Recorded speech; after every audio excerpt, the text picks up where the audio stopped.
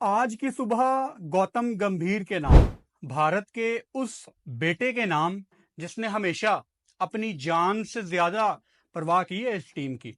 बहुत ही ज्यादा underrated player इनको मैं कहूंगा। हमेशा सारी जिंदगी गौतम गंभीर इस चीज का रोना रोते रहे कि मुझे वो इज्जत नहीं मिली। दबे दबे लफ्जों में वो कहते गए कि आपने MS धोनी को तो हीरो बना दिया, लेकिन मुझे उस तरह से पजीराई नहीं मिली, उस तरह से मुझे नेशनल हीरो नहीं बनाया गया।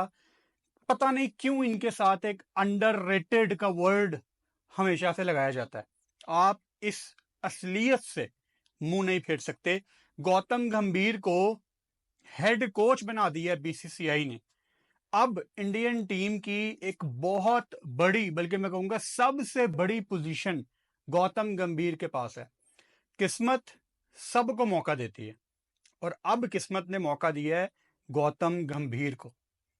यह बहुत ही क्रूशल फैसला था BCCI के लिए कि हमने राहुल द्रविड़ के बाद किसके हाथ में इंडियन टीम की कमान देनी है। मैं ये तो नहीं कहूंगा कि आग का मुकाबला आग के साथ है। बेसिकली आप जानते हैं कि आने वाले टाइम में हार्दिक पांड्या भारत की टीम की कप्तानी करेंगे और बहुत इंपॉर्टेंट था इंडियन टीम का एक ऐसा कोच होना जो ऊपर से अपना एक कंट्रोल बना के रखे। अब गौतम गंभीर देखने में तो एक बड़े अग्रेसिव कोच लगते हैं और हैं भी हैं। मतलब हमने IPL में देखा उनको, उनकी स्पेशली वो लखनऊ वाला सीजन आपको याद होगा, उनके डिसीजंस में उनका अग्रेशन आपको नजर आता है। On the other side Hardik Pandya इस टाइम, बहुत अच्छी बात है कि उनके फैंस वापस हार्दिक पांड्या से खुश हो गए हैं, लेकिन हार्दिक पांड्या का अगर आप बैकग्राउंड देखें, हमेशा मैं कहता हूं कि वो कोशिश करते हैं कुछ और बनने की जो वो नहीं है। एट टाइम्स कभी वो आपको MS धोनी बनते नजर आते हैं, कूल एंड काम, स्माइल हर हर टाइम चेहरे पे, और कभी कभी आपको उनके अंदर वो एक कैरेबियन टच भी नजर आता है। तो वो बहुत डिफरेंट हैं उन तमाम कप्तानों से जो कप्तान भारतीय टीम के रिसेंट पास्ट में रहे हैं। चाहे वो रोहित हो, विराट हो, मही हो, द्रविड़ हो, गांगुली हो, ये सबसे डिफरेंट इनका कप्तान होने वाला है हार्दिक पांड्या। हार्दिक पांड्या जैसी पर्सनैलिटी को हैंडल करने के लिए, जो कि काइंड ऑफ अगर एक कड़वा सच में आपको कहूं तो थोड़ा सा ग्रुपिंग में उनका नाम आता रहा है। आपको वो बड़ौदा में जो ईशान किशन इनके साथ प्रैक्टिस करते नजर आए थे, आपको वो सारा सिनेरियो याद होगा। कहीं ना कहीं हल्का सा ये इम्पैक्ट आ रहा था ईशान किशन पे कि वो पांड्या को फॉलो कर रहे हैं, और पांड्या के ऑलरेडी बड़े मसले थे उस टाइम, उन पे टाइम भी बहुत बुरा चल रहा था, मुंबई इंडियंस, कैप्टेंसी, ये वो। तो अगर आप ये कहें कि जी हार्दिक पांड्या का ऐसा कोई इशू पास्ट में नहीं रहा, तो आप बेसिकली खुद को बेवकूफ बना रहे हैं। मुझे बेवकूफ आप समझते हैं, दुनिया को बेवकूफ समझते हैं, ऐसा बिल्कुल नहीं है। हार्दिक पांड्या के ये इश्यूज रहे हैं। सो ऐसी पर्सनैलिटी को कंट्रोल करने के लिए ऊपर से एक ऐसा बंदा आना चाहिए था जो उससे भी बड़ा हो, जो कि जीजी हैं, गौतम गंभीर हैं। और बहुत ही मजे का ये टेन्योर होने वाला है। शायद इंडियन टीम इनकी कोचिंग में बहुत ऊपर चली जाए, या शायद आपको थोड़े मिक्स रिजल्ट नजर आए, क्योंकि आई एम श्योर गौतम गंभीर की कोचिंग में इंडियन टीम आपको एक डिफरेंट तरह की क्रिकेट खेलती नजर आएगी। डिफरेंट तरह की क्रिकेट से मेरा क्या मतलब है? ये मतलब है कि आपको इंडियन टीम बहुत ज्यादा कैलकुलेटेड रिस्क वाली क्रिकेट खेलती नजर आएगी, बिकॉज वो एक जीनियस माइंड है गौतम गंभीर। और जब वो थोड़े से एक्सपेरिमेंट करेंगे तो आपको रिजल्ट पता नहीं कैसे नजर आएंगे, ये तो आने वाला टाइम बताएगा। लेकिन एक बात तय है कि इस टाइम गौतम गंभीर से बेहतर चॉइस और कोई नहीं थी। जिस तरह की परफॉर्मेंस उन्होंने दिखाई, आई मीन आप देखें, जो कोच होता है या कैप्टन होता है, उनकी आई बड़ी मैटर करती है। जीजी ने शरीर सैयर को जिस तरह से दिल्ली में ही चुन लिया था कि ये कप्तानी वाला मटेरियल है।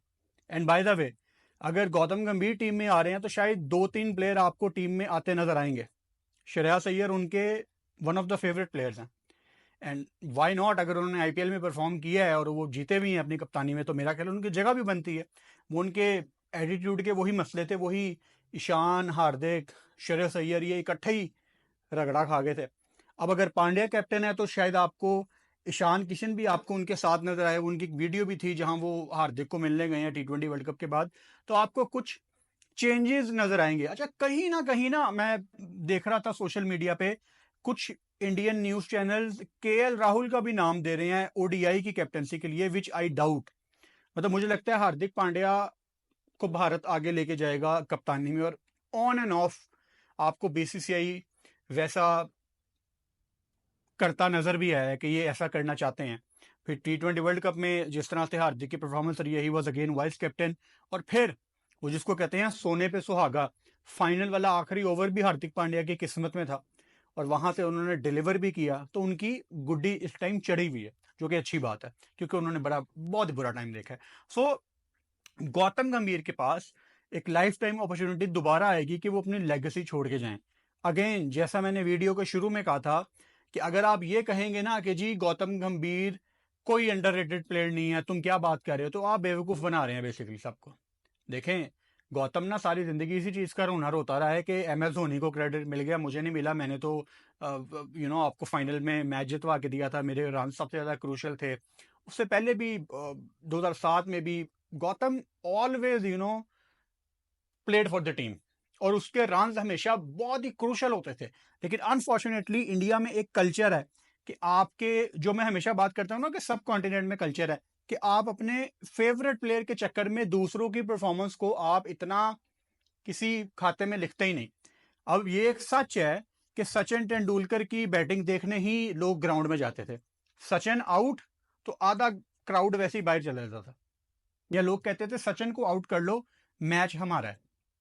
पाकिस्तान में शाहिद अफरीदी की बैटिंग, शाहिद अफरीदी आउट होते थे, आधे से ज्यादा ग्राउंड खाली हो जाता था।